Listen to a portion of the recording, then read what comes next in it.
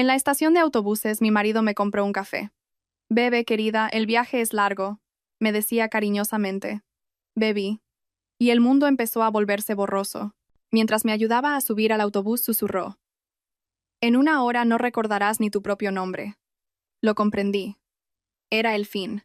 Pero de repente apareció un hombre. Me miró fijamente y dijo, no puede ser, eres tú, después de tantos años. Dios mío, estás temblando. ¿Qué te han hecho? Pero antes de continuar, cuéntame en los comentarios desde dónde estás escuchando mi historia. Quiero saber hasta dónde está llegando. Me desperté aquella mañana de sábado con Carlos ya en pie, algo inusual. Mi marido, 33 años de matrimonio, 33 años despertando junto al mismo hombre, y todavía me sorprendía cuando se levantaba antes que yo. Buenos días, mi amor. ¿Lista para el viaje? Mi madre acababa de salir del hospital en Valencia, una neumonía que casi se la lleva, y Carlos había sugerido que fuera a visitarla. Pasa unos días con ella, Carmen. Te mereces un descanso. Y vaya, si me lo merecía. 3 tiendas que administrar, 20 empleadas que coordinar, proveedores, clientes, facturas. A veces se me olvidaba cómo había llegado hasta allí, desde el puestecito en el rastro hasta el pequeño imperio que había construido. Todo a mi nombre. Las tiendas, el piso en Chamberí, el coche. Carlos tenía su importadora de vinos, que en 33 años nunca había dado beneficios. Pero el matrimonio es así, ¿no? Se comparte el peso. O al menos eso creía yo. ¿Seguro que no quieres ir en avión? Preguntó mientras yo hacía la maleta. Llegas en una hora. Sentí que se me revolvía el estómago solo de pensarlo. Sabes que no me subo a esos trastos, Carlos. Les tengo pánico. El autobús está bien. Son solo unas 4 horas. No insistió. Nunca insistía. Preparé una maleta pequeña. Solo iba a quedarme 3 días. Y metí algo de ropa cómoda. Carlos deambulaba por el piso, mirando el reloj cada 5 minutos. El autobús sale a las 10, Carmen. Será mejor que vayamos yendo. Tranquilo, aún tengo tiempo. El tráfico, mi amor. Un sábado por la mañana es complicado. Estaba extraño, ansioso, pero lo atribuía a la preocupación por mi madre. Mientras me maquillaba en el baño, sonó mi móvil. Era Fernanda, mi hija. Si algo bueno he hecho en esta vida, fue criar a esa chica. 30 años, abogada de familia, mi mejor amiga. Hablábamos todos los días, comíamos juntas cada semana. Era la única persona que me conocía de verdad. Hola, mamá. ¿Todo bien? Todo bien, hija. Me estoy preparando para ir a Valencia. Ah, es verdad. Vas a visitar a la abuela. Dale un beso de mi parte. Se lo daré. Fernanda hizo una pausa. Conocía esa pausa. Mamá, ¿estás bien de verdad? Sí, hija. ¿Por qué? No sé. Tengo un mal presentimiento. Fernanda siempre había sido así. Desde pequeña, sentía las cosas antes de que sucedieran. Y nunca le había gustado su padre. A los 16 años llegó a casa llorando. Dijo que había visto a su padre en el centro comercial de la mano de una mujer. No quise creerla. Reñí con ella. Le dije que se lo estaba inventando. Fernanda nunca más volvió a tocar el tema, pero su mirada cambió. Cada vez que veía a Carlos había algo distinto en sus ojos. Desconfianza, rabia contenida. Yo me daba cuenta, pero fingía no verlo. Es más fácil ignorar las señales que enfrentar la verdad. Estoy bien, hija, no te preocupes. Vale, mamá. Llámame cuando llegues, ¿sí? Te llamo. Te quiero. Yo también te quiero, mamá. Mucho. Colgué con una opresión en el pecho. Terminé de arreglarme y encontré a Carlos en el salón con mi maleta en la mano. ¿Lista? Lista. Sonrió. Una sonrisa extraña. Una sonrisa que nunca le había visto. Si hubiera sabido lo que me esperaba en aquella estación, habría abrazado a mi hija una última vez. Le habría dicho que siempre tuvo razón sobre su padre, pero no lo sabía. Y fui, a la estación sur, aquel sábado por la mañana. Carlos, los autobuses a Valencia salen de la otra dársena. Han cambiado de compañía, mi amor. Esta es mejor. Autobuses más nuevos. No lo cuestioné. Carlos siempre se encargaba de esas cosas. Familias yendo de viaje, jóvenes con mochilas, ancianos con bolsas, el ruido de los motores, anuncios por megafonía, gente corriendo para no perder el autobús. Siempre he pensado que las estaciones son lugares tristes. Despedidas, añoranzas, distancias. Carlos llevaba mi maleta. Eso era extraño. Nunca llevaba nada por mí. En 33 años, no recordaba una sola vez que se hubiera ofrecido a llevar mis cosas. Pero estaba demasiado cansada para cuestionarlo. Demasiado cansada para desconfiar. Estaba sudando. Miraba a los lados cada 2 segundos como si buscara a alguien, o como si tuviera miedo de que lo vieran. ¿Estás bien, Carlos? Sí, mi amor. Solo que hace calor aquí dentro. No hacía calor. La estación tenía aire acondicionado. Pero lo dejé pasar. Voy a comprarte un café, dijo. Espera aquí. Salió corriendo antes de que pudiera responder. Volvió 2 minutos después con un vaso de café en la mano. Toma, para que no te duermas en el viaje. Cogí el café. Estaba caliente, con ese aroma tan bueno. Tomé un sorbo. Tenía un gusto ligeramente amargo, distinto de lo normal, pero lo atribuí al café de la estación. El café de estación nunca es bueno. Tomé otro sorbo y otro más. Carlos me miraba con una intensidad extraña, como si esperara algo. Vamos, mi amor. Tu autobús está a punto de salir. Me condujo hasta la plataforma. Empecé a sentir la cabeza extraña, ligera, como si flotara. Carlos, me estoy mareando. Es el calor, mi amor. Mejorarás cuando el autobús salga a la carretera. Mis piernas empezaron a fallar. Intenté apoyarme en él y me sujetó con fuerza. Demasiada fuerza. Ven, Carmen, te ayudaré a subir. Prácticamente me subió en volandas al autobús.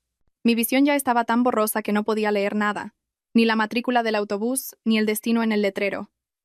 El conductor nos miró con extrañeza, pero no dijo nada. Carlos le enseñó mi billete. ¿Cuándo lo había comprado? No lo recordaba. Me llevó hasta un asiento al fondo. Apenas podía mantener los ojos abiertos. El mundo giraba. Las voces parecían venir de muy lejos. Carlos se inclinó sobre mí. Su rostro estaba cerca del mío, tan cerca que podía sentir su aliento en mi oído. Y entonces susurró. En una hora no recordarás ni tu propio nombre. Intenté gritar, intenté levantarme, intenté hacer algo, pero mi cuerpo no obedecía. Era como estar atrapada dentro de mí misma, viendo cómo sucedía todo sin poder reaccionar. Carlos se apartó. Me miró una última vez con una sonrisa que nunca olvidaré. Una sonrisa de victoria, de alivio, de crueldad. Adiós, Carmen. Salió del autobús sin mirar atrás. Conseguí girar la cabeza hacia un lado con mucho esfuerzo. Lo vi por la ventanilla, caminando tranquilo por la estación, como si nada hubiera pasado, como si no acabara de destruir la vida de la mujer con la que llevaba casado 33 años. El autobús empezó a moverse. Mi conciencia se desvanecía. Las imágenes se volvían cada vez más borrosas, los sonidos cada vez más lejanos. Sabía que me estaba muriendo, no de verdad, sino de una forma peor. Estaba siendo borrada. Lo último en lo que pensé antes de casi perder el conocimiento fue en Fernanda. Ella tenía razón. Siempre tuvo razón. Y nunca le pedí perdón. El autobús paró. No sé cuánto tiempo había pasado. Minutos, horas. El tiempo había perdido el sentido. Estaba en un estado entre la conciencia y el sueño, entre la vida y la muerte, área de servicio. Era eso lo que el conductor había anunciado, creo. Parada obligatoria para descanso. Los pasajeros empezaron a levantarse. Intenté hacer lo mismo, pero mi cuerpo no obedecía. Mis piernas temblaban, la cabeza me daba vueltas, el sudor me corría por la cara. Una mujer sentada delante me miró y gritó. «Esta mujer se encuentra mal. ¡Que alguien ayude!». Voces. Muchas voces. Gente corriendo. Alguien intentó levantarme. No podía hablar. No podía explicar lo que estaba pasando. Me sacaron en brazos del autobús. El aire fresco me golpeó la cara. Me sentaron en un banco fuera del área de servicio. Gente alrededor, mirando con curiosidad, con preocupación, con miedo.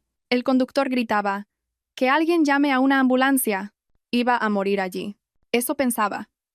Iba a morir en un área de servicio en mitad de la A3, sin saber por qué mi marido me había hecho aquello, sin poder despedirme de mi hija. Y entonces oí una voz. «Soy médico». «¿Qué ha pasado?». Una voz masculina, firme, autoritaria, la voz de alguien que sabía lo que hacía. Sentí unas manos en mi cara, manos firmes pero suaves. Alguien me levantó los párpados, me miró a los ojos. Le oí revolver en mi bolso buscando documentos. Y entonces la voz cambió, de profesional a conmocionada. «Carmen, Carmen Prado». Intenté enfocar, intenté ver quién hablaba. Un rostro borroso frente a mí, un hombre, pelo canoso, ojos castaños, familiar, tan familiar. Pablo. Mi voz salió como un susurro, pero me oyó. «Dios mío, después de tantos años, ¿qué te ha pasado?». «Pablo. Pablo César Romero, el chico tímido del instituto en Alcalá de Henares. Hacía 40 años. Era delgado, usaba gafas, y siempre lo acosaban los matones del colegio. Un día vi a 3 chicos acorralándolo en el pasillo, quitándole el bocadillo, empujándolo contra la pared. Yo tenía 15 años y una lengua muy afilada. Me metí en medio. Los insulté de arriba a abajo. Amenacé con contárselo al director. Se fueron riendo, pero nunca más volvieron a meterse con Pablo. Nos hicimos amigos después de eso. Él era inteligente, divertido, amable, me ayudaba con las matemáticas. Yo le ayudaba a no llevarse tantos golpes. Pasamos todo el bachillerato juntos. Estaba enamorado de mí. Yo lo sabía. Todo el mundo lo sabía, menos yo, que fingía no verlo. El último año, en la fiesta de graduación, me llamó al jardín del instituto. Estaba nervioso, tartamudeando, sudando frío. Empezó a decir algo, pero antes de que terminara, apareció Carlos. Carlos, el popular, el guapo, el del coche deportivo. Carmen, ven, te llevo a casa. Miré a Pablo y le dije, lo siento, Pablito, ¿hablamos luego? Nunca hubo un luego. Empecé a salir con Carlos. Pablo se fue a estudiar medicina a Barcelona. Perdimos el contacto. 40 años. 40 años sin ver esa cara. Y ahora estaba allí frente a mí, mirándome con una mezcla de shock y preocupación. Carmen, háblame. ¿Has tomado algo? ¿Has comido algo? Intenté responder. Las palabras salían confusas, entrecortadas. Café, Carlos, café. Pablo entendió. Lo vi en sus ojos. Lo entendió al instante. Maldito sea, murmuró. Y luego gritando. Que alguien llame al 112 ahora. Decid que es una intoxicación aguda. Me tumbó en el suelo de lado. Posición de seguridad creo que se llama. Monitorizaba mi respiración. No me dejaba desmayarme del todo. Carmen, quédate conmigo. Mírame. Lo intentaba. Lo intentaba con todas las fuerzas que me quedaban, pero el mundo se estaba oscureciendo. Quiso matarme. Lo sé, Carmen, lo he entendido, pero no vas a morir. No mientras yo esté aquí. Una sirena. La ambulancia llegaba. Voces de paramédicos. Pablo dando instrucciones con la autoridad de quien lleva décadas haciendo eso. Sospecha de intoxicación por sedante con efecto amnésico, probablemente benzodiazepina o escopolamina, lavado gástrico urgente, carbón activado, panel toxicológico completo. ¿Es usted familiar? Pablo me miró, a la mujer que había amado 40 años atrás y nunca había podido olvidar. Soy un amigo, desde hace 40 años. Me cogió la mano mientras me subían a la camilla. No la soltó ni por un segundo. Lo último que vi antes de desmayarme fue su rostro, el del chico al que salvé hacía 40 años, salvándome ahora a mí. Pablo me salvó 2 veces en aquella área de servicio. Una como médico, otra como el amigo al que nunca debí dejar marchar. Abrí los ojos y vi un techo blanco, olor a desinfectante, ruido de máquinas pitando, luz fluorescente. Hospital. Estaba viva. Por un momento no recordé nada. No recordé el café, la estación, el susurro de Carlos en mi oído. Por un momento solo existía, sin pasado, sin contexto, sin dolor. Y entonces todo volvió. Como una ola rompiendo en la orilla, los recuerdos me golpearon con toda su fuerza. El café amargo, las piernas temblorosas. En una hora no recordarás ni tu propio nombre. Lo recordaba. Lo recordaba todo. Giré la cabeza y vi a Pablo. Estaba sentado en una silla junto a mi cama, con profundas ojeras y la barba de un día. Parecía que no había dormido en toda la noche. Carmen. Se inclinó hacia adelante. Aliviado. Has despertado. Gracias a Dios, has despertado. Intenté hablar, pero tenía la garganta seca. Pablo cogió un vaso de agua y me ayudó a beber. El agua bajó lentamente, refrescando, sanando. ¿Qué hora es? Pregunté, con la voz aún ronca. Son las 9 de la mañana del domingo. Has dormido casi 20 horas. ¿20 horas? Un día entero de mi vida, borrado por la droga que mi marido había puesto en mi café. Pablo, ¿qué me ha pasado? Respiró hondo, me cogió la mano con las suyas. Carmen, tengo que contarte algo y no va a ser fácil de oír. Ya lo sé. Carlos intentó matarme. No exactamente matarte, peor. ¿Peor? ¿Qué podía ser peor que matar? Pablo me lo explicó. La droga que Carlos había usado era un compuesto diseñado para causar amnesia permanente. No mataba el cuerpo, pero mataba la mente. Si hubiera llegado al hospital unas horas más tarde, habría despertado sin recordar nada. Sin recordar mi nombre, mi vida, mi hija, sería una cáscara vacía, una persona sin identidad. Quería borrarte, Carmen. No matarte. Borrarte. Sentí náuseas. No por la droga, por la traición. ¿Pero por qué? No entiendo por qué haría eso. No lo sé, pero lo averiguaremos. Pablo me enseñó el billete de autobús que habían encontrado en mi bolso. No era para Valencia, como Carlos había dicho, era para Lugo. Un viaje de casi un día entero. Y el nombre en el billete no era Carmen Prado, era María del Carmen García. Quería que desaparecieras en medio del país, sin memoria, sin identidad. Te habrías convertido en una indigente, una persona sin pasado, y él se habría quedado con todo. Quedarse con todo. Las tiendas, el piso, el coche, todo lo que yo había construido en décadas de trabajo. 33 años, susurré. 33 años de matrimonio. Y me hace esto. Las lágrimas brotaron. No pude contenerlas. Lloré como no lloraba desde que era niña. Sollozos profundos que sacudían todo mi cuerpo. Pablo no dijo nada. Solo me sostuvo la mano y me dejó llorar. Cuando las lágrimas por fin cesaron, lo miré. ¿Qué hago ahora, Pablo? Primero, llamamos a la policía. Tienes una amiga comisaria, ¿no? Lo mencionaste cuando estabas semi-inconsciente. Sonia. Sonia Medina. Fuimos compañeras en la facultad. Entonces, llámala, cuéntaselo todo, y después planeamos. ¿Planear qué? Pablo sonrió. Una sonrisa triste, pero decidida. Tu venganza. Llamé a Sonia desde esa cama de hospital, con Pablo a mi lado. Sonia y yo habíamos estudiado juntas hacía más de 30 años. Ella se había decantado por la policía, yo por la moda, pero nunca perdimos el contacto. Comíamos juntas una vez al mes, bebíamos vino en las fiestas de fin de año, y yo sabía que podía contar con ella para cualquier cosa, incluido detener a mi marido.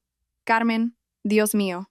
¿Qué ha pasado? Desapareces un día entero y ahora me llamas desde un hospital de provincia. Le conté todo. El café, la estación, el susurro, el autobús, el encuentro con Pablo en el área de servicio. Sonia escuchó en silencio, y yo conocía ese silencio. Era su silencio cuando procesaba información, montando un caso en su cabeza. Carmen, he visto muchos hombres cobardes en esta profesión, dijo cuando terminé, pero tu marido es de una especie rara de gusano. Sonia, necesito ayuda. Y la tendrás. Deja que yo me encargue de él. Tú solo tienes que seguir viva y esconderte. Nadie puede saber que estás ahí. Nadie puede saber que lo recuerdas todo. La única excepción será Fernanda. La necesitaré para el plan jurídico y confío en ella como en ti. Entendido. Y, Carmen, ¿qué? 30 años de amistad. ¿Creías que te iba a abandonar ahora? Colgué el teléfono, sintiendo por primera vez, desde que había despertado una punzada de esperanza. Pablo no se había movido de mi lado. Había cancelado el congreso de neurología al que iba cuando me encontró. Pablo, no tienes que quedarte aquí. Ya estoy mejor. Sé que no tengo que hacerlo, pero quiero. Miró por la ventana de la habitación, al cielo azul de fuera. Tú me salvaste una vez, Carmen. En el instituto, cuando esos tíos iban a pegarme. Apareciste de la nada y te enfrentaste a todos por mí. Lo recordaba. Claro que lo recordaba. Nunca lo he olvidado. Y no me voy a ir ahora. No esta vez. Le cogí la mano y dejé que el silencio hablara por nosotros. Aquella noche, tumbada en esa cama de hospital, me hice una promesa a mí misma. Cuando todo aquello terminara, le pediría perdón a Fernanda. Le diría que siempre tuvo razón. Sería la madre que ella merecía, si sobrevivía. Sonia trabajó rápido. En 2 días, había montado un dossier completo sobre la vida secreta de mi marido.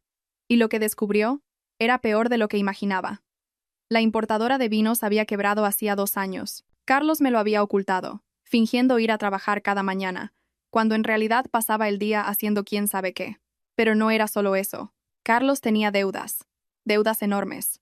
2.800.000 euros, con un prestamista vinculado al crimen organizado. Había invertido en un negocio ilegal de importación que salió mal y ahora estaba amenazado de muerte. Y para completar el cuadro, tenía una amante. Jessica, 32 años, entrenadora personal, rubia platino, uñas kilométricas, ropa ajustada. Sonia me enseñó las fotos. Los dos en un hotel, de la mano en el centro comercial, cenando en restaurantes caros. 2 años de aventura, 2 años de mentiras. Los mensajes entre ellos son reveladores, dijo Sonia con asco en la voz. Me leyó algunos. Jessica preguntando cuándo iba a dejar Carlos a la vieja. Carlos prometiendo que pronto estaría todo resuelto. Jessica exigiéndole regalos, viajes, lujos que Carlos pagaba con el dinero que yo creía que iba a su empresa.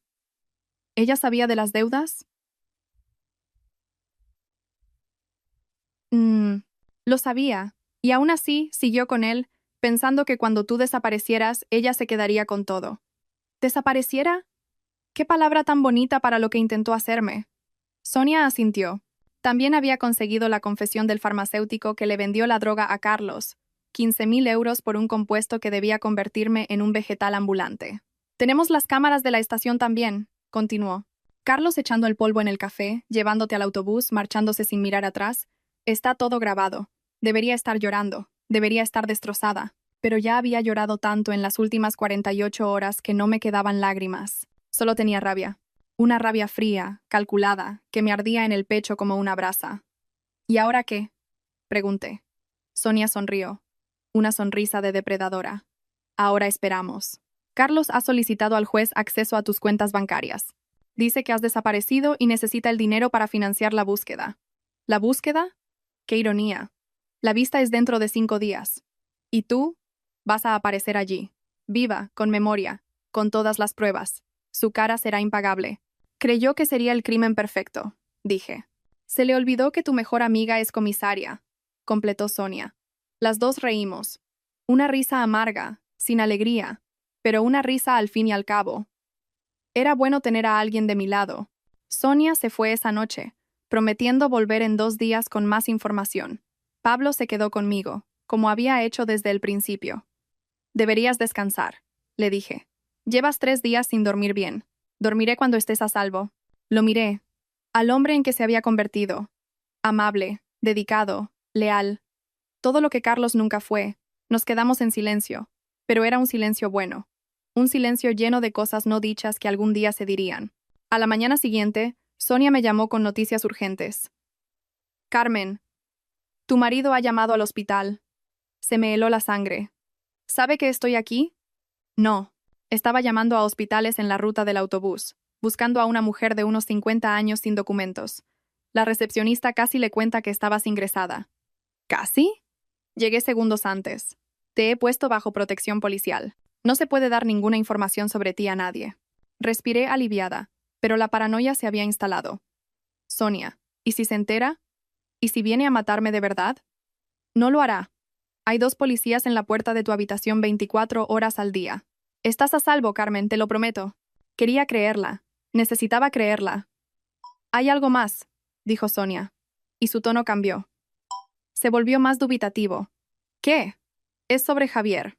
Javier, mi hijo. 32 años. Trabajaba en la empresa de su padre, siempre pidiendo dinero prestado. ¿Qué pasa con Javier? Carmen, él sabía de la amante. Desde hace más de 1 año.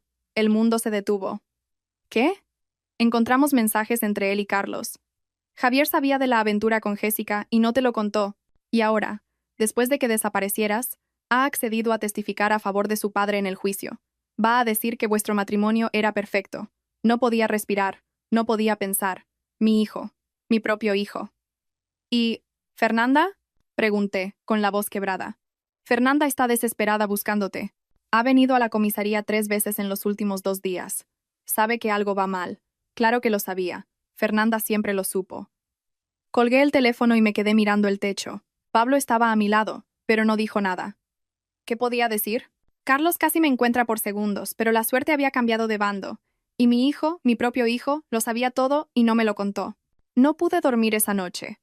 Me quedé mirando el techo, procesando lo que Sonia me había contado. Mi hijo lo sabía. Desde hacía más de 1 año, Javier sabía que su padre tenía una amante y eligió no contármelo. ¿Por qué? Intenté recordar a mis 2 hijos creciendo. Intenté entender dónde me había equivocado, en qué momento las cosas se habían torcido tanto. Javier siempre fue de su padre. Desde pequeño prefería a Carlos. Quería ir con él en los viajes de negocios. Se quedaba deslumbrado con los regalos caros que su padre traía. Repetía las frases que Carlos decía como si fueran verdades absolutas. A mí me parecía bonito. Un niño que admira a su padre. ¿Qué podía haber de malo en eso? Todo. Todo estaba mal. Carlos llevaba a Javier a reuniones que probablemente eran encuentros con la amante. Le daba dinero para que se callara, para que no hiciera preguntas, para que fuera cómplice. Y Javier aceptaba. Aceptaba porque era más fácil, porque el dinero era bueno, porque nunca había aprendido la diferencia entre el bien y el mal. La culpa también era mía. Estaba demasiado ocupada construyendo mi negocio, trabajando demasiado para mantener a la familia, mientras Carlos fingía tener una empresa. Le delegué la crianza de mi hijo al hombre equivocado. Pero Fernanda era diferente. Fernanda siempre fue diferente. Desde pequeña me seguía a todas partes. Cuando abrí mi primera tienda, un puestecito de ropa en el rastro, Fernanda tenía 8 años e insistía en venir conmigo. Se sentaba en un taburete detrás del mostrador. Hacía los deberes mientras yo atendía a las clientas y observaba todo con aquellos ojos grandes y curiosos. «Mamá, ¿por qué lloraba esa señora?», me preguntó una vez después de que una clienta se fuera secándose las lágrimas. «Porque su marido le ha hecho algo muy feo, hija, y está triste». «¿Qué le hizo?». «Cosas de mayores. Lo entenderás cuando crezcas». «No quiero entenderlo, quiero ayudarla». A los 12 años, Fernanda empezó a ayudarme con el almacén. Revisaba las prendas, las organizaba por tallas, anotaba lo que faltaba. Tenía un talento natural para los números y una memoria impresionante. «Mamá, faltan 3 blusas azules de la talla M, y el proveedor ha mandado 2 faldas menos de las que pedimos». «¿Cómo lo sabes, hija?». «Las he contado». A los 15, ya atendía a las clientas. Las mujeres la adoraban. Tenía una forma amable de escuchar, de hacer que la gente se sintiera especial, y escuchaba las historias. Historias de matrimonios infelices, de traiciones, de mujeres que lo habían dado todo por la familia y habían recibido ingratitud a cambio. «Mamá, cuando sea mayor quiero ser abogada de familia». «¿Por qué, hija?». «Porque quiero ayudar a esas mujeres. Quiero hacer justicia para ellas». Abracé a mi hija aquel día, orgullosa. No sabía que un día yo sería una de esas mujeres. A los 16, Fernanda vino a contarme que había visto a su padre con otra mujer y no la creí. La llamé mentirosa. Le dije que se lo estaba inventando porque no le gustaba su padre. Fernanda nunca más volvió a tocar el tema, pero su mirada cambió. Se distanció de Carlos. Empezó a evitarlo, a hablarle lo mínimo necesario. Y yo, ciega y cobarde, fingí no darme cuenta. A los 18, entró en la Facultad de Derecho. A los 23, aprobó el examen de abogacía, al segundo intento, después de un primer suspenso que la destrozó. Recuerdo su llamada, llorando, diciendo que era una fracasada. «Fernanda, escúchame bien. Levántate, sacúdete el polvo y vuelve a intentarlo. Así es como se hacen las cosas. Así es como lo he hecho yo siempre». Se levantó, se sacudió el polvo, lo intentó de nuevo y aprobó. A los 30 años, Fernanda era una abogada respetada, especialista en casos de violencia de género y divorcios contenciosos. Defendía a mujeres como las clientas de mi tienda, mujeres que habían sido traicionadas, abandonadas, humilladas, y era buena en lo que hacía. Hablábamos todos los días, comíamos juntas cada semana. Era mi mejor amiga, mi confidente, la única persona que me conocía de verdad. Cuando estaba triste, ella se daba cuenta antes de que yo abriera la boca. Cuando estaba feliz, lo celebraba conmigo. «Mamá, eres mi heroína», me dijo una vez en una comida de domingo. «Construiste todo esto de la nada. Empezaste vendiendo ropa en un mercadillo, y hoy tienes 3 tiendas. Quiero ser como tú cuando sea mayor. Ya has crecido, hija. Y eres mucho mejor que yo». Imposible. Tumbada en esa cama de hospital, pensando en mis 2 hijos, por fin entendí la diferencia entre ellos. Javier había elegido el dinero. Fernanda me había elegido a mí. Y ahora, mientras yo estaba allí escondida, herida, traicionada, Javier se preparaba para testificar a favor de su padre y Fernanda me buscaba desesperada. Necesitaba hablar con ella. Necesitaba contarle la verdad. Sonia lo autorizó. Dijo que Fernanda era de confianza, que podría ayudar en el plan. Y al final de la tarde, mi teléfono sonó con su nombre en la pantalla. «Hija mía», contesté, temblando. «Mamá, mamá». Fernanda lloraba, sollozaba. Nunca la había oído llorar así. «Sonia me lo ha contado. Mamá, gracias a Dios. Creí que te había perdido». «Estoy aquí, hija. Estoy viva». Sabía que algo iba mal. Lo sabía. Lo sentí. «Mamá, cuando no contestaste al teléfono, cuando no mandaste un mensaje diciendo que habías llegado, sentí que algo iba muy mal. Debí haberte escuchado, hija. Hace 14 años, cuando lo viste en el centro comercial». Silencio. Fernanda llorando más. «¿Te acuerdas de eso?». «Nunca lo he olvidado, Fernanda. Solo no quise creer. Y lo siento. Siento no haberte escuchado, haberte llamado mentirosa, haberlo elegido a él en lugar de a ti. Mamá, perdóname. Perdóname por no haber insistido más». «¿Perdonarte? Perdóname tú a mí. Hija, tenías razón todo este tiempo y yo fui una idiota». «No fuiste una idiota. Confiabas en tu marido. No hay nada de malo en eso». «Había de todo de malo, hija. Y casi lo pago con mi vida. Fernanda quiso venir al hospital en ese mismo instante, coger el coche y conducir hasta allí, abrazarme, protegerme. Todavía no, hija. Sonia tiene un plan. Una vista dentro de 5 días. Tengo que aparecer allí, viva, con todas las pruebas. ¿Qué vista? Se lo expliqué. Carlos pidiendo acceso a mis cuentas, alegando que había desaparecido, fingiendo ser un marido preocupado. Estaré allí, dijo Fernanda, su voz cambiando de llorosa a decidida. Seré tu abogada en esa vista. Hija, no es necesario. ¿Mamá? Su voz cortó la mía, firme, sin dejar lugar a discusión. Tú me enseñaste a ser fuerte, me enseñaste a luchar. Me dijiste que me levantara, me sacudiera el polvo y lo intentara de nuevo. Ahora me toca a mí hacer lo mismo por ti. No discutas conmigo. Lloré, pero esta vez eran lágrimas diferentes. Lágrimas de gratitud, de orgullo, de amor. ¿Qué he hecho para merecer una hija como tú? Me criaste. Eso es lo que hiciste. Sonia llegó al hospital 2 días antes de la vista. Trajo todo. Las pruebas, los vídeos, las capturas de pantalla de los mensajes, la confesión del farmacéutico. Una carpeta gruesa de documentos que probaban, sin sombra de duda, que mi marido había intentado destruirme. El plan es simple, explicó, extendiendo los papeles sobre la mesita de la habitación. Carlos ha solicitado acceso a tus cuentas, diciendo que has desaparecido y que necesita el dinero para financiar la búsqueda. Qué ironía. Me hizo desaparecer y ahora quiere dinero para buscarme. Exacto. La vista es el jueves a las 2 de la tarde, en los juzgados de Plaza de Castilla. Vas a aparecer allí, viva, lúcida, con la memoria intacta y con todas estas pruebas. Su cara va a ser impagable, dije. Va a ser más que impagable, va a ser histórica. Pablo estaba sentado al otro lado de la habitación, escuchando en silencio. No se había apartado de mi lado en ningún momento durante aquellos días. Se había convertido en mi ancla, mi punto de equilibrio, mi razón para creer que todavía existían hombres buenos en el mundo. Sonia dudó, miró a Pablo, luego a mí. Carmen, hay algo más sobre Javier. Se me encogió el estómago. ¿Qué pasa? Me enseñó capturas de conversaciones entre Carlos y Javier, mensajes intercambiados en los últimos meses, en los últimos años. Mi hijo sabía lo de la amante. Desde hacía más de 1 año. Lo sabía, pero no era solo eso. Cuando desapareciste, Carlos llamó a Javier, dijo Sonia. Le pidió que testificara a su favor en el juicio, que dijera que vuestro matrimonio era perfecto, que nunca diste señales de querer marcharte. ¿Y qué respondió Javier? Sonia me mostró el mensaje. Cuenta conmigo, papá. Diré que el matrimonio era perfecto. Lo leí y lo releí. No podía procesarlo. Hay más, dijo Sonia. Hemos pinchado el teléfono de Carlos. Hay un audio de Javier. Pulsó el play. La voz de mi hijo llenó la habitación. Papá, ¿mamá sospechaba algo? Y la voz de Carlos respondiendo. No te preocupes, no sospechaba nada. La voz de mi hijo, fría, calculadora, preguntando si yo había descubierto algo antes de ser envenenada, como si fuera una cuestión logística, como si yo fuera un problema a resolver. Corrí al baño y vomité.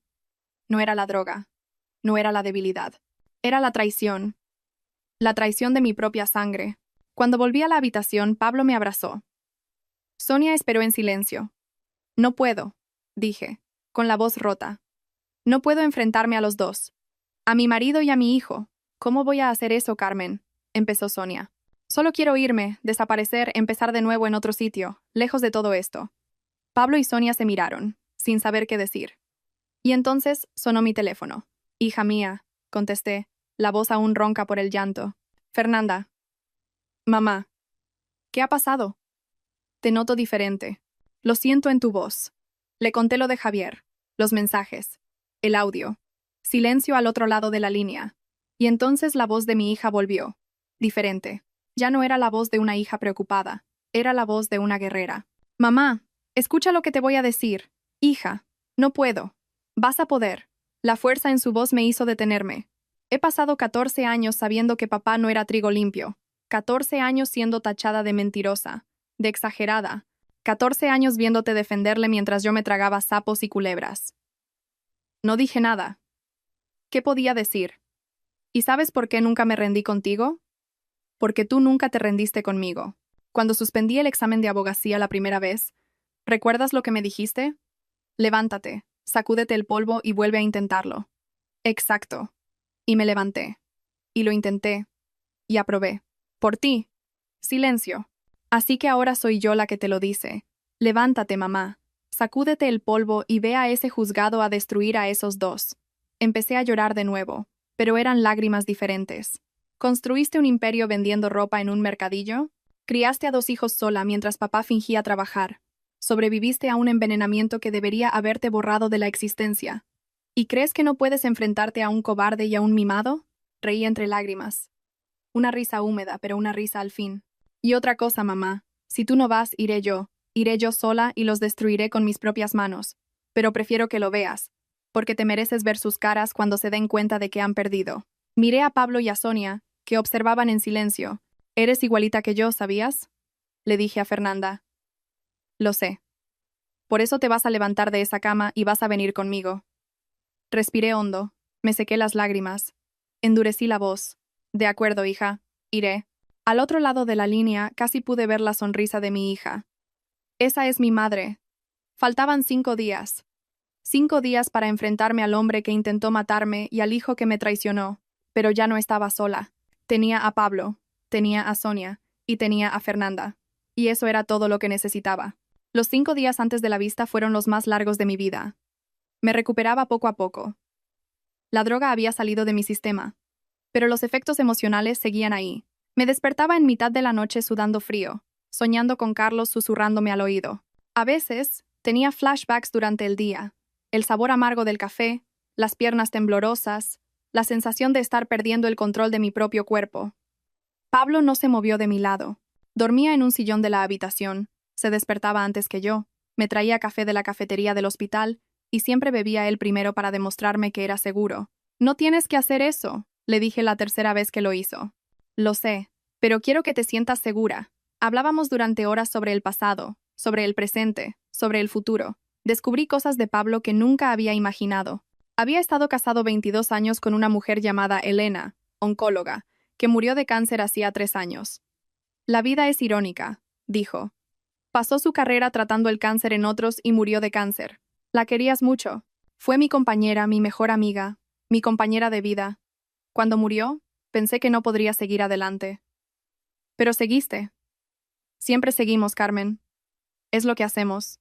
Le conté también sobre los años de matrimonio con Carlos, sobre las noches que dormía sola mientras él trabajaba hasta tarde, sobre las veces que sospeché pero elegí ignorar.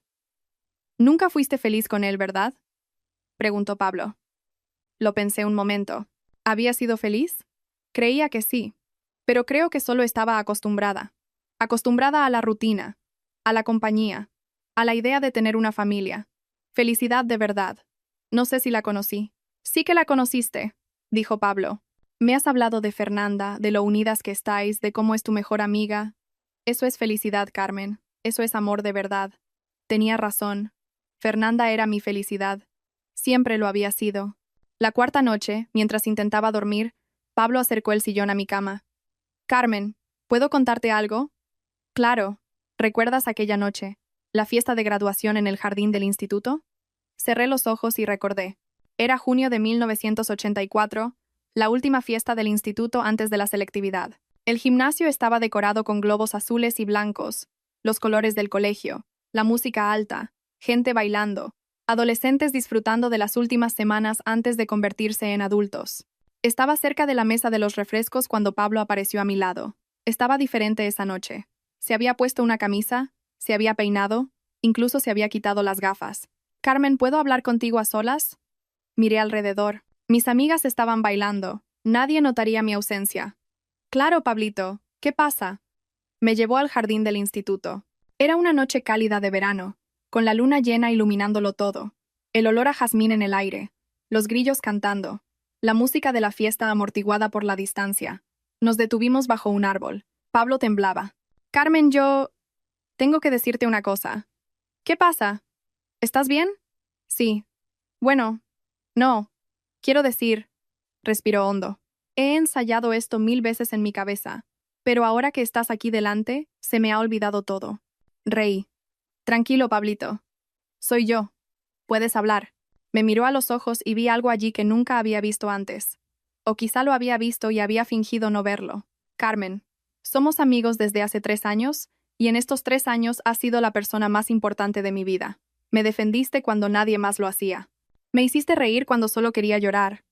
Me hiciste creer que podía ser alguien. Mi corazón empezó a acelerarse. Y yo... no sé cómo decir esto, pero... dio un paso hacia mí. Podía sentir su calor, su nerviosismo, su amor. Carmen, yo te... Un bocinazo cortó la noche. Nos giramos. Un coche rojo había parado en la entrada del instituto. Un SEAT 124, brillante bajo la luz de las farolas. Y apoyado en él, sonriendo como si fuera el dueño del mundo, estaba Carlos. Carmen, ven, te llevo a casa.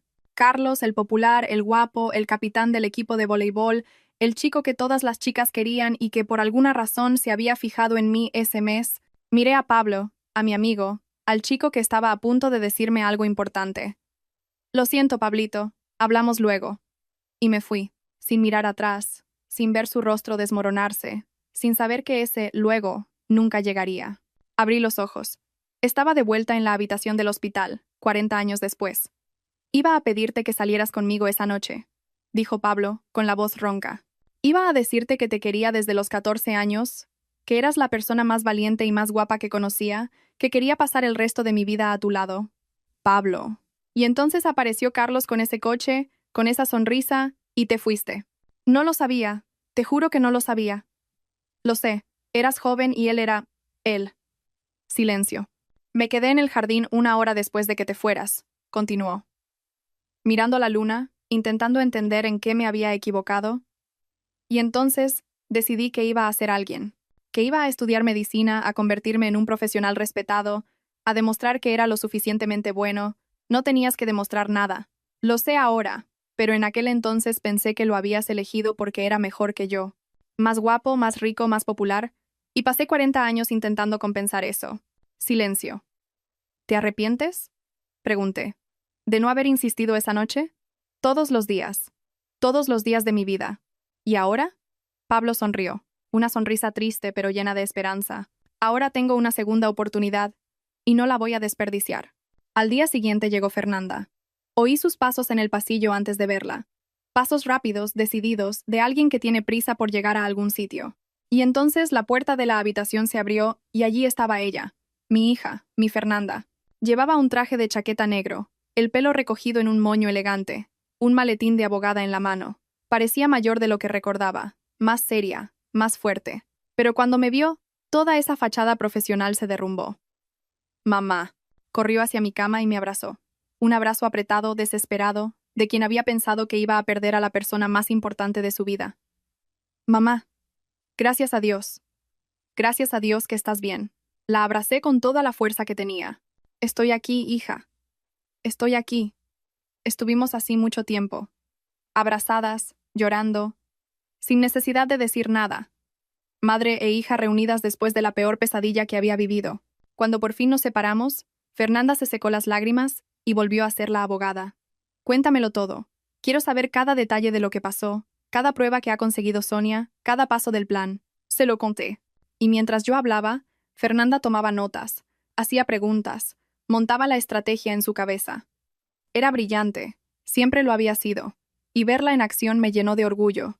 La estrategia es simple, dijo cuando terminé. Le dejamos hablar primero. Le dejamos hacer su numerito de marido preocupado, de hombre desesperado buscando a su esposa, y entonces entramos nosotras. ¿Y cuando entremos? Fernanda sonrió.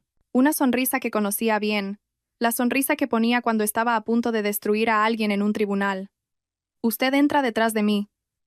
Yo voy delante como su abogada. Cuando el juez pregunte quién es la representante legal de la víctima, me presento yo. Y entonces aparece usted. No literal, por desgracia, pero su cara valdrá todo este sufrimiento. ¿Y Javier? La sonrisa de Fernanda desapareció. Su rostro se endureció. Javier tomó su decisión. Eligió el bando equivocado y va a pagar por ello. Sentí una opresión en el pecho. Era mi hijo, al fin y al cabo. Incluso después de todo lo que había hecho, seguía siendo mi hijo. Fernanda, no sé si podré enfrentarme a él. Una cosa es enfrentarse a Carlos, pero a Javier... Fernanda me cogió la mano. Mamá. Escucha, Javier lo sabía. Sabía desde hace más de un año que papá tenía una amante. Y no solo no te lo contó, sino que aceptó testificar a su favor. Mentir al juez. Traicionarte. Lo sé, pero... No hay peros, mamá. Eligió el dinero.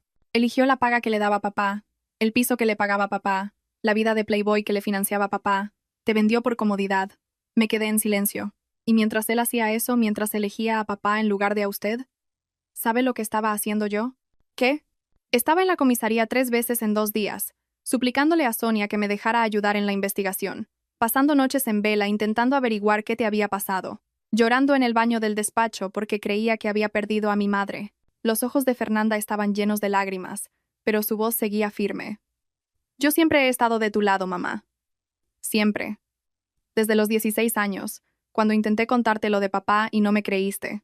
Aún así, nunca me rendí, nunca te abandoné, porque eso es lo que hace la familia de verdad. La abracé de nuevo, a mi hija, a mi guerrera. Lo sé, hija, lo sé, y lo siento mucho. Siento no haberte creído, haberlo elegido a él tantas veces. Merecías una madre mejor. Tuve a la mejor madre del mundo, dijo Fernanda. Solo estaba ciega, pero ahora ves. Y vamos a hacer justicia juntas. Esa noche, Fernanda conoció a Pablo. Se los presenté con un nerviosismo que no sentía desde hacía años. Fernanda era mi hija, mi mejor amiga, la persona cuya opinión más me importaba. Y Pablo era Pablo, el hombre que me estaba haciendo creer en las segundas oportunidades. Fernanda lo miró durante un largo momento, analizándolo, evaluándolo, buscando señales de peligro, y entonces sonrió. Así que fue usted quien salvó a mi madre. Solo estaba en el lugar adecuado en el momento adecuado. No es solo eso, Sonia me ha contado lo que ha hecho. Canceló su congreso, se ha quedado en el hospital todos estos días, la ha cuidado como si fuera... Hizo una pausa.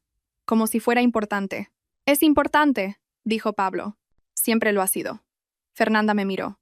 Vi en sus ojos lo mismo que ella estaba viendo en los de Pablo. Mamá, me cae bien, dijo, directa como siempre. Te mira de la forma correcta. ¿La forma correcta? La forma en que papá nunca te miró. No supe qué decir, así que no dije nada. Solo sonreí. Esa noche, mientras intentaba dormir, Fernanda apareció en mi habitación. Mamá, ¿estás despierta? Sí, hija. ¿Qué pasa? Se sentó en el borde de mi cama, como hacía cuando era pequeña y tenía pesadillas. Quiero contarte algo sobre Javier. Me incorporé, preocupada. ¿Qué? Hace unos 6 meses me lo encontré en un restaurante. No nos hablamos mucho, ya sabes, pero estaba solo, y decidí sentarme con él. Y... Fernanda respiró hondo, como si reviviera la escena. Hablamos de la vida, del trabajo, de la familia, y en un momento dado me di cuenta de que estaba raro. Miraba el plato, removía la comida sin comer. Parecía que tenía algo que le pesaba. ¿Qué dijo? Me preguntó cómo estabas. Me preguntó si seguíamos comiendo juntas, si parecías feliz. Preguntas raras para alguien que nunca se ha preocupado por eso. Mi corazón se aceleró. Y entonces, dijo algo que nunca he olvidado. Dijo: Fernanda, a veces miro a mamá y siento que deberíamos haber hecho más, haberla protegido más, haber hablado más. ¿Hablado más de qué? Fue exactamente lo que le pregunté, y se quedó en silencio un buen rato, jugando con el vaso, evitando mi mirada. Vi que estaba librando una batalla interna, que tenía algo en la punta de la lengua que quería decir pero no podía. Fernanda me miró, y entonces lo presioné. Le pregunté directamente: Javier, ¿qué sabes tú que yo no sé? ¿Qué estás ocultando? Y él casi habla, mamá. Lo vi en sus ojos. Abrió la boca, respiró hondo y... la cerró. Cerró la boca, pidió la cuenta y dijo que tenía que irse, que tenía un compromiso, pero lo vi, mamá. Vi que iba a contar lo de papá, lo de la amante, todo. ¿Por qué no lo contó? Fernanda suspiró, porque en ese momento sonó su teléfono. Era papá, y cuando vio el nombre en la pantalla, algo cambió en su cara. Miedo, quizá. O vergüenza, contestó. Dijo: ya voy. Y se fue sin despedirse bien. Silencio. Es un cobarde, mamá. Siempre lo ha sido. Prefiere la comodidad a la verdad. Prefiere el dinero a la familia. Prefiere la facilidad al valor. Ese día en el restaurante, tuvo la oportunidad de hacer lo correcto y eligió no hacerlo. ¿Crees que se arrepiente? Ey, creo que se va a arrepentir mañana cuando te vea entrar en ese tribunal. Se va a arrepentir el resto de su vida. Silencio. Mamá, sé que es difícil. Es tu hijo. Lo llevaste en el vientre, le diste el pecho, lo criaste. Pero él tomó una decisión. Y ahora va a tener que vivir con las consecuencias de esa decisión. Lo sé, hija, lo sé. Fernanda me abrazó. Puedes llorar, mamá. Yo te sostengo. Para eso están las hijas. Y lloré. Lloré por los 33 años perdidos, por el marido que me traicionó, por el hijo que me abandonó. Lloré por el momento en el restaurante en que Javier podría haberme salvado y eligió no hacerlo. Lloré por la mujer que era antes de subir a ese autobús y por la mujer en que tendría que convertirme después. Fernanda me sostuvo la mano toda la noche. Y a la mañana siguiente estaba lista. Lista para enfrentarme a mi pasado, lista para reclamar mi futuro, lista para destruir a los hombres que intentaron destruirme. Los juzgados de Plaza de Castilla estaban abarrotados aquel jueves. Abogados trajeados corriendo por los pasillos, familias esperando vistas, funcionarios cargando pilas de expedientes, el ruido de los tacones en el suelo de mármol, de las voces resonando en las altas paredes, de vidas decidiéndose tras puertas cerradas. Yo estaba en un coche aparcado fuera con Fernanda y Pablo. Sonia había ido delante para preparar el terreno. La vista estaba fijada para las 2 de la tarde. Eran las 13:45. «Mamá, ¿cómo te encuentras?» Miré a Fernanda. Mi hija estaba impecable. Traje de chaqueta negro, pelo recogido, maquillaje discreto. Parecía una abogada de película. Parecía alguien que sabía exactamente lo que hacía. Nerviosa, admití. Muy nerviosa. Es normal. Pero no tienes que tener miedo. Voy a estar a tu lado todo el tiempo. Pablo me cogió la mano. Carmen, has sobrevivido a lo peor. Despertaste en ese hospital cuando deberías haberlo olvidado todo. Estás aquí, viva, lúcida, lista para luchar. Eso ya es una victoria. Respiré hondo. Tenían razón. Había sobrevivido, y ahora iba a hacer justicia. Vamos, dije. Entramos en los juzgados por una puerta lateral. Sonia había conseguido un acceso discreto para que Carlos no me viera antes de tiempo. Subimos 2 pisos por las escaleras. Cruzamos un pasillo vacío y nos detuvimos frente a una puerta con el número 7. «Es aquí», dijo Sonia, que nos estaba esperando. «La vista ya ha empezado. Carlos está dentro haciendo su numerito». «¿Javier también está?», pregunté. Está sentado al lado de su padre, listo para testificar. Se me contrajo el estómago, pero me tragué el miedo. «¿Y Jessica?» Sonia dudó. «No lo sé. No estaba en la lista de testigos». «De acuerdo, vamos». Fernanda se ajustó la chaqueta, cogió el maletín con los documentos y se colocó delante de mí. «Mamá, cuando yo entre, cuenta hasta 10 y entra detrás de mí. No mires a Carlos, no mires a Javier, mírame solo a mí, yo te guiaré». «Entendido». «¿Y mamá?» «¿Qué?» Fernanda sonrió, una sonrisa feroz. «Disfruta de cada segundo». Abrió la puerta y entró. Conté hasta 10. 1, 2, 3, 4, 5, 6, 7, 8, 9, 10. Y entré. La sala de vistas era más pequeña de lo que imaginaba. Una mesa grande en el centro, donde estaba sentado el juez. A la izquierda, Carlos y su abogado. A la derecha, una silla vacía. La silla de la víctima. Javier estaba sentado detrás de su padre en una fila de sillas para testigos. Cuando entré, el mundo se detuvo. Carlos estaba a mitad de una frase. Decía algo sobre lo desesperado que estaba por encontrar a su esposa, sobre cómo necesitaba el dinero para continuar la búsqueda. Su voz era convincente, llena de emoción fingida, y entonces me vio. El color desapareció de su rostro, sus ojos se abrieron como platos, la boca se le abrió y se le cerró sin emitir ningún sonido. Parecía un pez fuera del agua, boqueando. «Carmen», su voz salió como un susurro estrangulado. No respondí. No lo miré. Miré a Fernanda, como ella me había dicho. Fernanda se acercó a la mesa del juez con la confianza de quien lleva años haciendo eso. «Señoría, mi nombre es Fernanda Prado. Soy abogada inscrita en el Colegio de Abogados de Madrid con el número 287.451 y represento a la víctima en este proceso». El juez, un hombre de unos 60 años con cara de haberlo visto todo, me miró con curiosidad. «¿Víctima? ¿Qué víctima? Estamos aquí tratando una solicitud de acceso a cuentas bancarias de una persona desaparecida. Con todo el respeto, señoría, la persona no está desaparecida. Está aquí, delante de usted. Carmen Prado, mi madre y cliente». El juez miró de Fernanda a mí, de mí a Carlos. «Señor Prado, usted dijo que su esposa había desaparecido». Carlos no podía hablar. Estaba en shock. Su abogado intentó intervenir. «Señoría, claramente ha habido un malentendido». «No ha habido ningún malentendido», interrumpió Fernanda. «Ha habido un intento de asesinato con alevosía, envenenamiento, falsedad documental e intento de apropiación indebida de patrimonio. Y tengo pruebas de todo». La sala estalló en murmullos. El juez golpeó con el mazo. Silencio. Doctora, esas son acusaciones muy graves. Lo sé, señoría.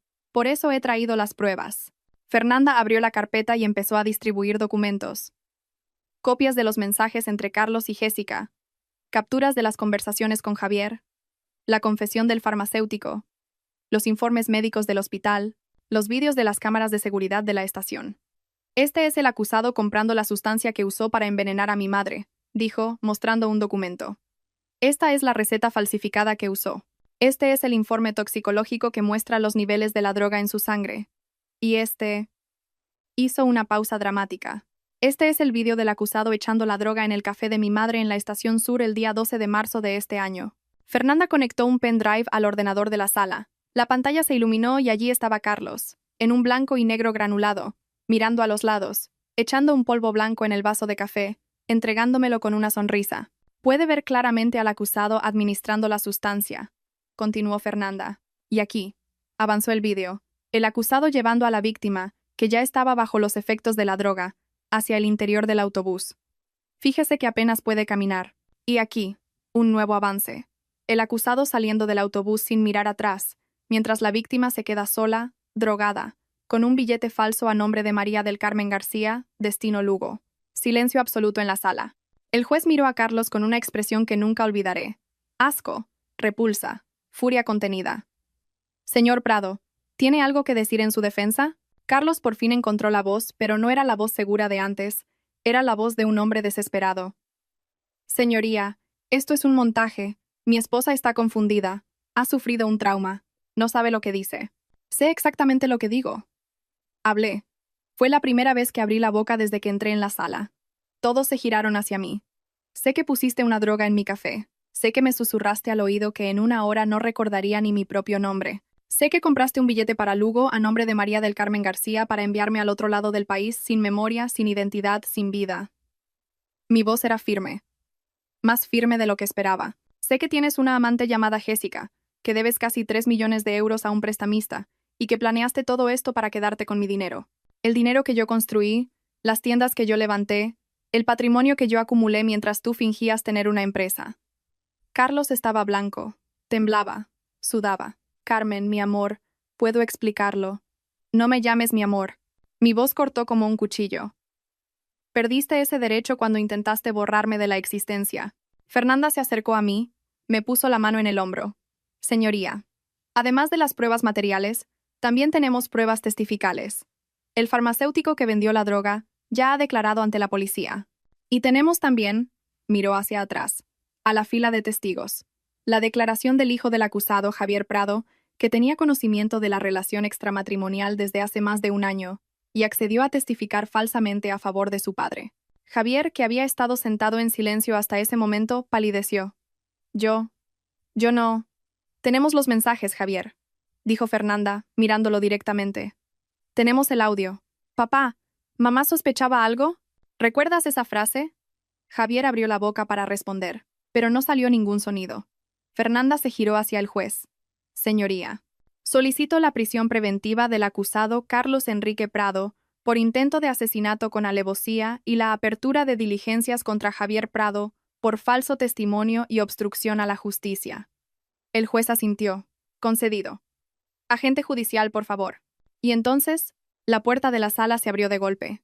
Una mujer entró corriendo, rubia platino, uñas kilométricas, ropa ajustada. Jessica. Carlos. Carlos. ¿Qué está pasando? Corrió hacia él sin darse cuenta de lo que sucedía en la sala, sin darse cuenta de que acababa de irrumpir en medio de una vista, sin darse cuenta de que yo estaba allí, y entonces me vio. Su rostro pasó por varias expresiones en menos de un segundo. Confusión, reconocimiento, terror. Tú estás viva. Sorpresa, dije. Jessica retrocedió, tropezando con sus propios tacones. Yo no sabía nada. Me dijo que os ibais a separar. Prometió que todo iría bien. Prometió muchas cosas, ¿verdad? Dijo Fernanda. Prometió que dejaría a mi madre. Prometió que se haría rico. Prometió que viviríais felices para siempre. Y tú te lo creíste todo. Jessica miró a Carlos, desesperada. Carlos, di algo. Di que esto no es verdad. Carlos no respondió. Miraba al suelo. Derrotado. Carlos. Callite Jessica. Fue la primera vez que gritó. La máscara por fin había caído. Jessica se tambaleó como si le hubieran dado una bofetada. Prometiste que estaríamos juntos. Dijiste que ella desaparecería y que podríamos ser felices. Te he dicho que te calles. Pero Jessica estaba en pánico. Las palabras le salían a borbotones, sin filtro. Dijiste que la droga la haría olvidarlo todo. Dijiste que se convertiría en una indigente en provincias y que nadie se enteraría. Dijiste que el dinero sería nuestro. Silencio mortal en la sala. Jessica acababa de confesar delante del juez que lo sabía todo. Sonia, que estaba de pie al fondo de la sala, se acercó. Jessica Almeida queda detenida como cómplice de intento de asesinato con alevosía. Tiene derecho a guardar silencio. Todo lo que diga podrá ser utilizado en su contra. Jessica empezó a gritar, a llorar, a forcejear. Yo no he hecho nada. Ha sido todo él. Yo solo quería estar con él. Mientras los policías la sacaban de la sala, seguía gritando, el rímel corriéndole por la cara, el pelo despeinado, toda su pose de mujer fatal desmoronándose en histeria. La observé mientras se la llevaban, y entonces me giré hacia Carlos. Así que esta es la mujer por la que intentaste matarme. La mujer por la que tiraste a la basura 33 años de matrimonio. Di un paso hacia él. Ni siquiera es guapa.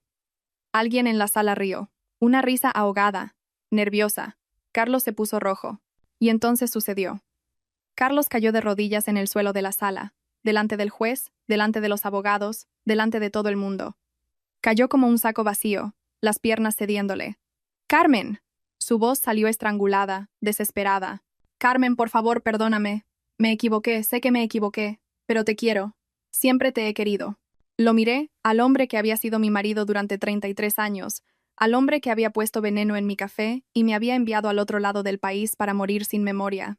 Y ahora estaba allí, de rodillas, llorando, suplicando, por favor, Carmen, dile al juez que me perdonas.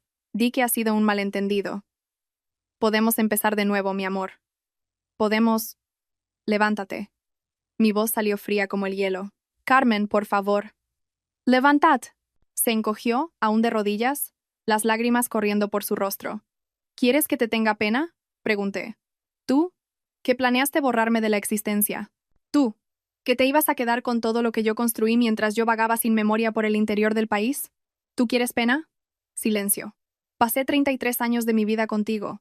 33 años trabajando, construyendo, manteniendo esta familia mientras tú fingías tener una empresa, y tú me lo pagaste intentando matarme. Di un paso atrás. Levántate del suelo, Carlos. Levántate y mírame. Se levantó, tambaleándose, los ojos hinchados, la cara mojada, toda su pose de hombre seguro destruida. Ahora vas a ir a la cárcel, y yo me voy. Y no quiero volver a ver tu cara nunca, nunca más. Le di la espalda. Carmen, Carmen, gritaba detrás de mí. Pero no miré. No me giré. Seguí mirando al frente mientras Sonia se acercaba a él con las esposas. Carlos Enrique Prado.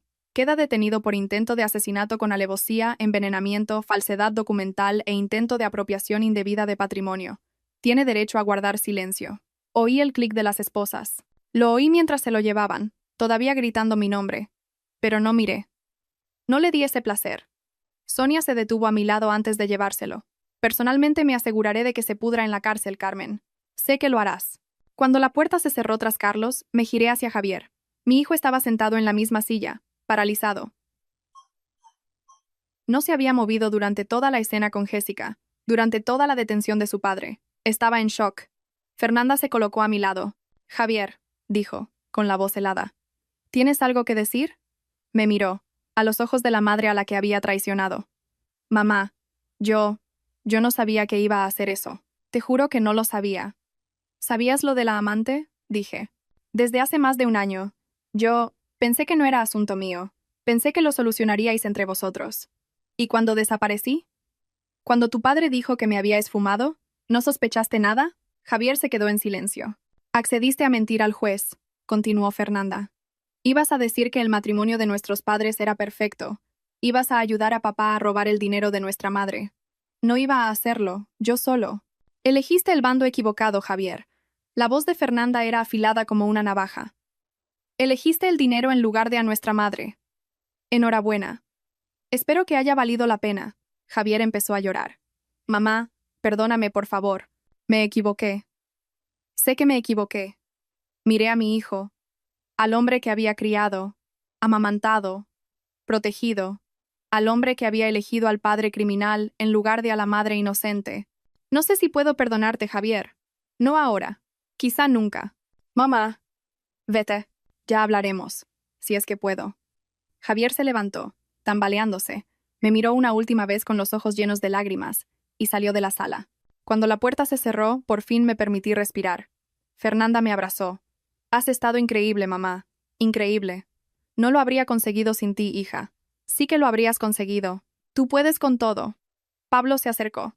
Había permanecido al fondo de la sala durante toda la vista, observando en silencio. Carmen, dijo simplemente. Lo miré, al hombre que me había salvado en un área de servicio, al hombre que se había quedado a mi lado durante los peores días de mi vida, al hombre que me había querido durante 40 años y nunca se había rendido. Se acabó, dije. Por fin se acabó. No, dijo Pablo con una suave sonrisa. No se ha acabado. Acaba de empezar. El año y medio siguiente fue de reconstrucción. Carlos fue condenado a 18 años de prisión por intento de asesinato con alevosía, envenenamiento y falsedad documental. El juez consideró los agravantes: la premeditación, la crueldad del método, el intento de apropiarse del patrimonio de la víctima, y aplicó una pena ejemplar. A Jessica le cayeron 4 años como cómplice. En el juicio, intentó hacerse la víctima. Dijo que Carlos la había manipulado, que ella no sabía nada. Pero los mensajes estaban ahí, las pruebas estaban ahí. Y el jurado no tuvo piedad. Supe después que su vida se vino abajo. Perdió todos sus clientes como entrenadora personal. El gimnasio donde trabajaba la despidió. Los seguidores de Instagram desaparecieron. Una de mis empleadas me contó que la vio el otro día trabajando de cajera en un supermercado en Vallecas. Pelo recogido, uniforme azul, sin maquillaje. Irreconocible. Doña Carmen, no se va a creer a quién vi pasando la compra ayer. La creí y no sentí ninguna pena. Javier no fue a la cárcel. La fiscalía entendió que no tuvo participación directa en el crimen, solo conocimiento previo de la relación extramatrimonial, pero su reputación quedó destruida. La noticia salió en todos los periódicos. Hijo sabía del plan del padre para envenenar a la madre y no lo contó.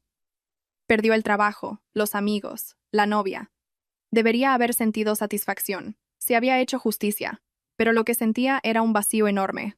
Volví a Madrid 2 semanas después del juicio. Retomé el mando de mis tiendas, que habían sido administradas por mis encargadas durante mi ausencia. Hicieron un trabajo impecable. Las ventas incluso habían aumentado, pero necesitaba volver. Necesitaba normalidad. Pablo volvió a Alcalá. Hablábamos todos los días por teléfono. Nos veíamos los fines de semana. Pero él tenía su vida y yo tenía la mía. Estábamos construyendo algo despacio, con cuidado, sin prisa. He esperado 40 años, dijo una vez.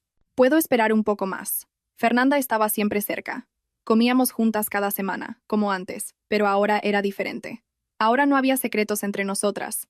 Ahora yo sabía que ella siempre tuvo razón, y ella sabía que yo por fin había visto la verdad. Mamá, ¿eres feliz?, me preguntó en una de esas comidas. Lo intento, hija, un día a la vez. Pablo ayuda. Sonreí.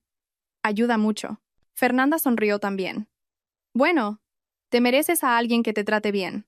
Y entonces, casi 2 años después del juicio, apareció Javier. Estaba en la tienda revisando un envío de invierno, cuando una de las empleadas vino a llamarme. Doña Carmen, hay un hombre que quiere hablar con usted. Dice que es su hijo. El corazón se me disparó. No había hablado con Javier desde el día del tribunal. No había contestado sus llamadas. No había respondido sus mensajes. No estaba preparada. Pero él estaba allí. Y tenía que enfrentarlo. Fui a la entrada de la tienda. Javier estaba de pie en la acera. Parecía diferente. Más delgado, más cansado. La barba descuidada, la ropa sencilla. Nada que ver con el playboy que yo conocía. «Mamá», dijo cuando me vio. «Javier». Nos quedamos en silencio un momento. El ruido de la calle a nuestro alrededor. Coches pasando, gente hablando. La vida normal continuando mientras nos mirábamos. «¿Puedo pasar?», preguntó. «¿Qué quieres?» «Hablar. Solo hablar». Dudé. Una parte de mí quería echarlo. Una parte de mí quería gritarle, decirle todo lo que había guardado durante este tiempo. Pero otra parte, la parte de madre, la parte que nunca muere, quería escuchar lo que tenía que decir. 5 minutos, dije. Fuimos al despacho del fondo de la tienda.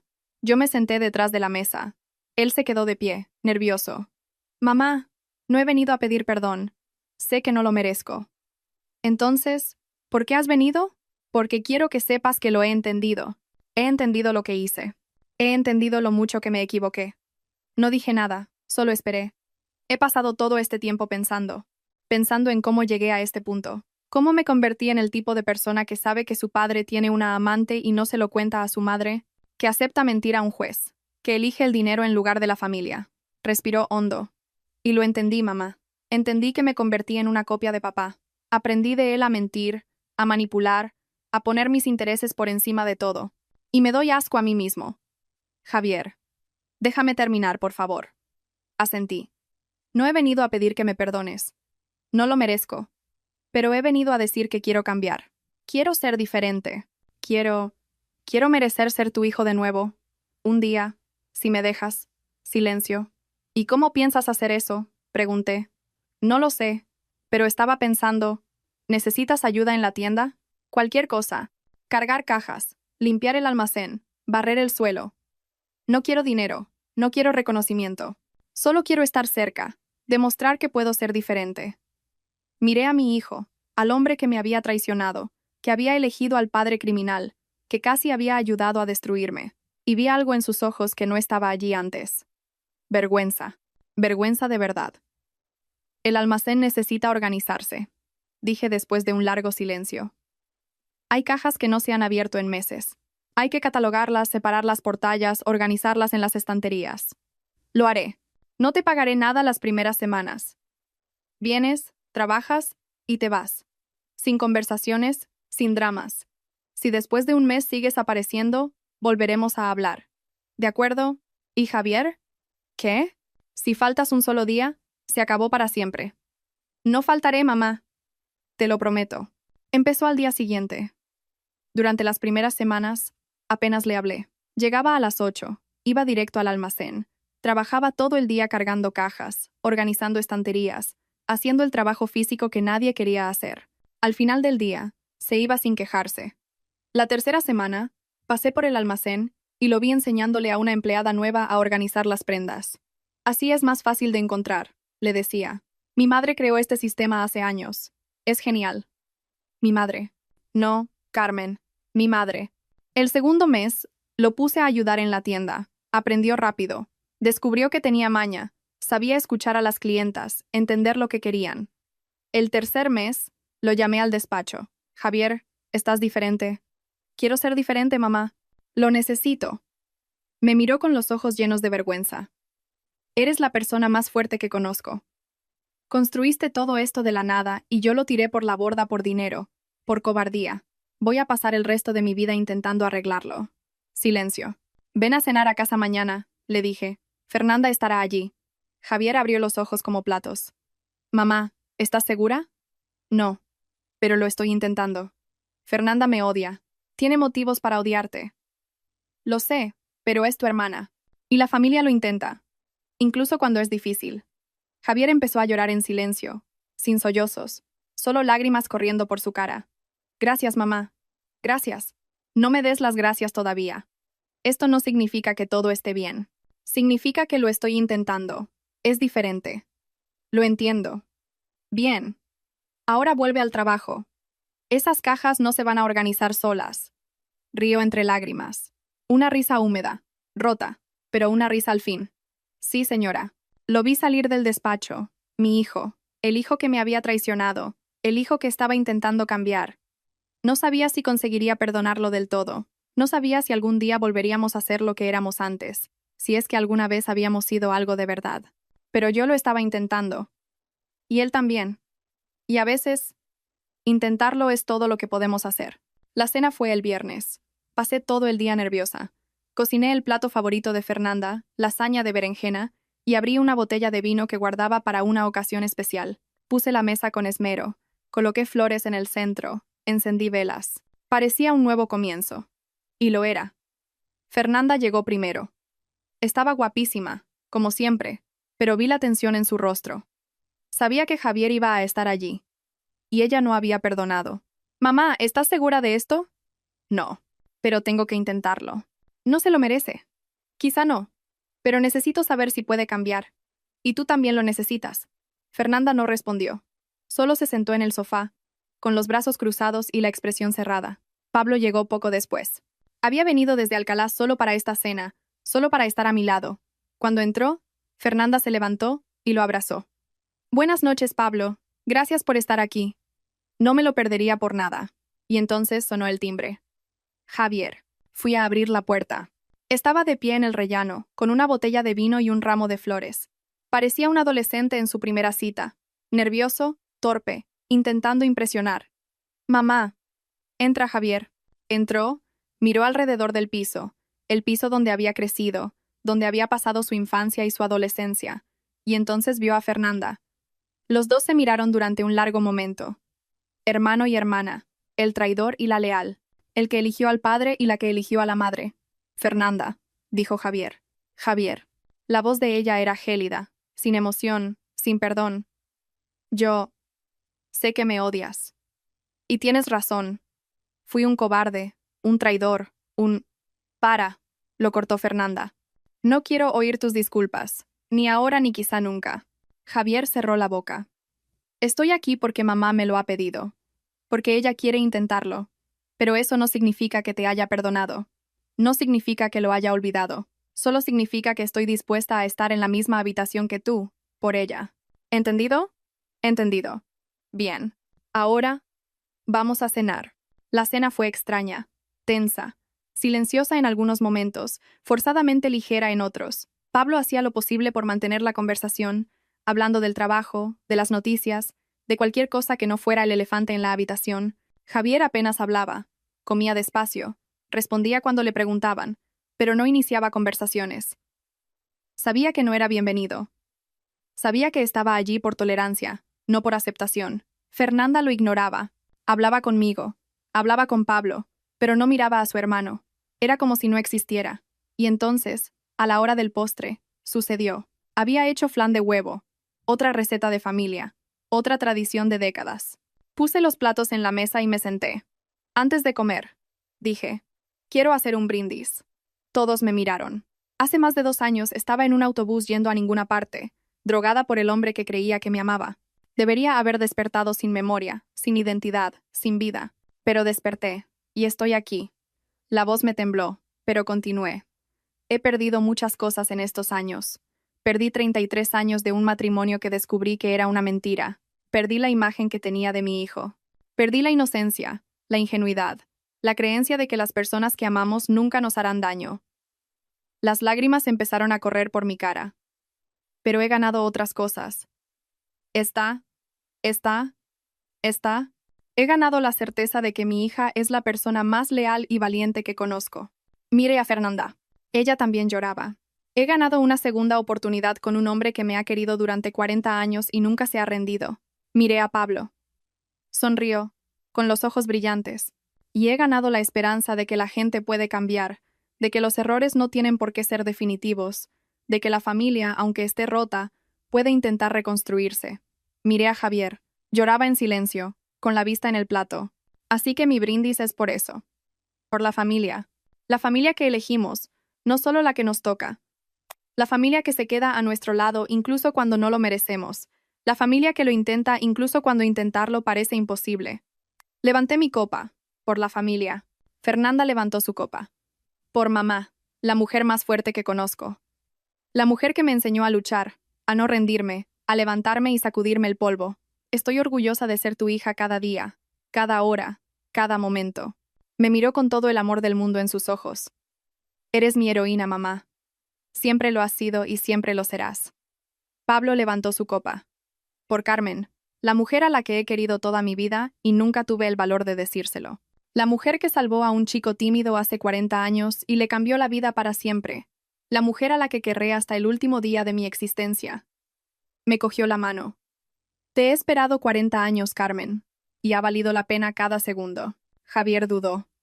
Miró la copa en su mano, el líquido rojo brillando a la luz de las velas. Y entonces se levantó. Yo no merezco hacer un brindis. No merezco estar aquí. No merezco la madre que tengo. La hermana que tengo. La familia que casi destruyo. Su voz estaba rota. Las lágrimas corrían libremente. Pero quiero decir una cosa que debería haber dicho hace mucho tiempo. Me miró. Mamá, lo siento. Siento cada vez que elegí a papá en lugar de a ti. Cada vez que ignoré las señales. Que fingí no ver. Que preferí la comodidad a la verdad. Siento haber sido un cobarde. Miró a Fernanda. Fernanda, tú siempre has sido mejor que yo. Siempre. Tú veías la verdad mientras yo elegía la mentira. Tú te ponías del lado de mamá mientras yo me ponía del lado del dinero. Tú eres la hija que mamá se merece. Yo soy... Era el hijo que tuvo la mala suerte de criar. Fernanda no dijo nada, pero vi algo cambiar en sus ojos.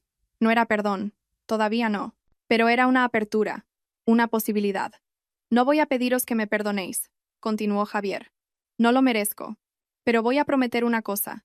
Voy a pasar el resto de mi vida intentando ser el hijo que mamá se merece, el hermano que Fernanda se merece, la persona que debería haber sido desde el principio. Levantó la copa, las manos temblorosas. Por mi madre, la mujer más fuerte del mundo. La mujer a la que traicioné y que, aún así, me está dando una segunda oportunidad. Prometo que no la desperdiciaré. Silencio. Fernanda no dijo nada. No levantó la copa. No lo miró. Javier se quedó de pie. Solo. Con la copa en alto y nadie con quien brindar. Después de un momento que pareció una eternidad, bajó la copa y se sentó en silencio. Derrotado. Brindamos solo los tres. Yo, Fernanda y Pablo. Javier se quedó mirando su plato. La cena terminó en silencio. Nadie tocó el flan. Fernanda se fue primero. Me abrazó en la puerta, un abrazo largo y apretado. Te quiero, mamá. Yo también te quiero, hija. Más que a nada. Sobre Javier. ¿Qué? Respiró hondo. No lo he perdonado. Y no sé si lo haré. Puede trabajar en la tienda, puede intentar cambiar, puede hacer lo que quiera, pero para mí, murió en ese tribunal, el día que eligió a papá en lugar de a ti. Fernanda, sé que quieres que volvamos a ser una familia, pero hay cosas que no tienen vuelta atrás, mamá. Hay cosas que se rompen y no se pueden pegar. Me dio un beso en la frente. Eres demasiado buena. Yo no. Y se fue. Javier se fue poco después. En la puerta, se detuvo. Mamá, gracias por la cena, por la oportunidad. Miré a mi hijo, al hombre que me había traicionado, al hombre que estaba intentando cambiar. Javier, voy a ser sincera contigo. Espero. No sé si puedo perdonarte. No sé si podré hacerlo algún día. Puedes seguir trabajando en la tienda. Puedes seguir intentándolo.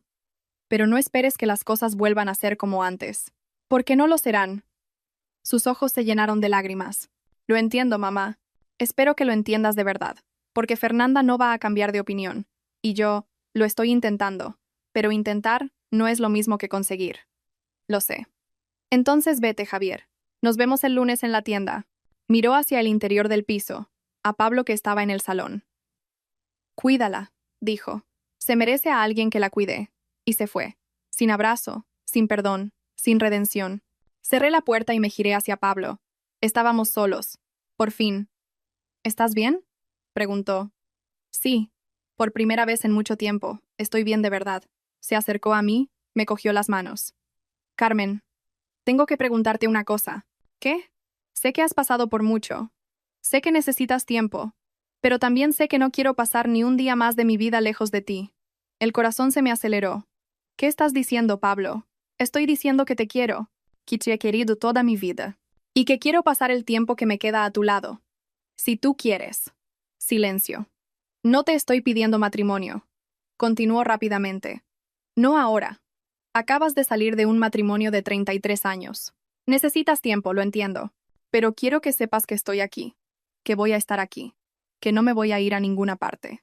Lo miré, al hombre al que había dejado marchar 40 años atrás, al hombre que me había esperado todo este tiempo, al hombre que me había salvado cuando creí que estaba perdida.